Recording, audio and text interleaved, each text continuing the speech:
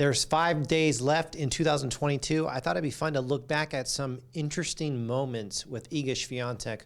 Let's start with this press conference she had in San Diego. She did a ton of press conferences during the San Diego Open. Remember these pressers where there were airplanes in the sky, and a lot of times it was raining, and it was just really loud to hear her talk. But there was this one specific question from this reporter, and it prompted a response from Świątek, where she looks at the reporter and says, "You mean my tennis was bad?"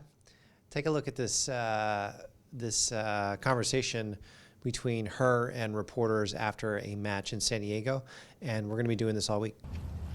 Well, San Diego is known as a sunny place. I imagine you thought of it that way when you were coming this way. So what have been your reactions so far to some of the weather and just and all that? And have you been able to get out and about at all, given all the circumstances? Well, for sure I wasn't expecting that, but tennis-wise it doesn't really matter for me. I'm used to playing in like colder conditions. I'm from Europe, so I'm okay with that. But for sure, of course, I wanted to enjoy a little bit the weather, and it's not possible. So hopefully it's gonna change. What kind of advice did you get after the first set and that very well-timed rain delay at the end of a set, which is unusual? Honestly, all I needed to change was my focus and kind of, I don't know, just being really disciplined in those important moments. So I knew what to do. For sure, there was some like tactical stuff that I needed to change because, Jessie played really solid game and she didn't make a lot of mistakes. So sometimes I was playing too risky, and I wanted to be more solid in the second and third. What else did she do well that helped her win the first set? Well, honestly, she always plays well. There's not like any specific thing. She's just a solid player.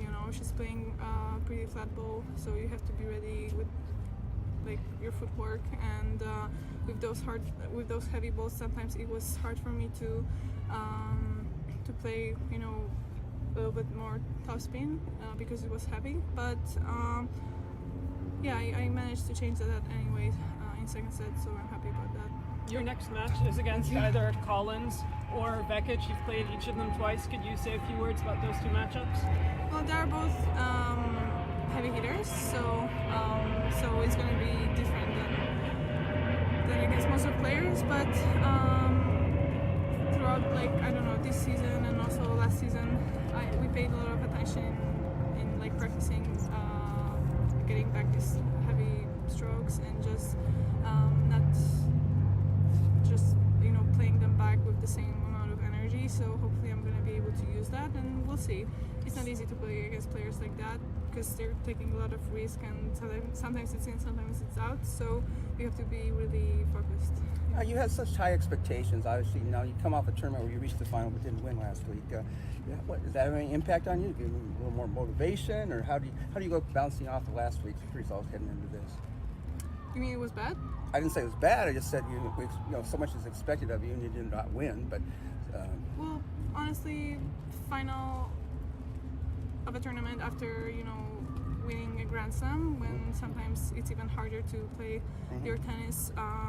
It was over even my expectations. It's not like I'm expecting a lot because I know any tournament is a different story, and you have to get used to the conditions. And in Ostrava, they were totally different than where we usually play at. So it's not like I need to bounce back from anything. A few more questions, please. What do you think you did well in the third set to grab hold of that match? For sure, where I felt like I'm sometimes playing too risky and losing control over my shots because I made some mistakes that were not forced. I kind of wanted to just put the ball in and see what Jessie is going to play and make my game more solid, and I did that. Yeah. Karen. Iga, since working with Daria, what is something you've learned about yourself that's helping you in matches? Well, I learned a lot. It's hard to say point one thing because I also grown up and I got more experience as a person and as a player. So I would say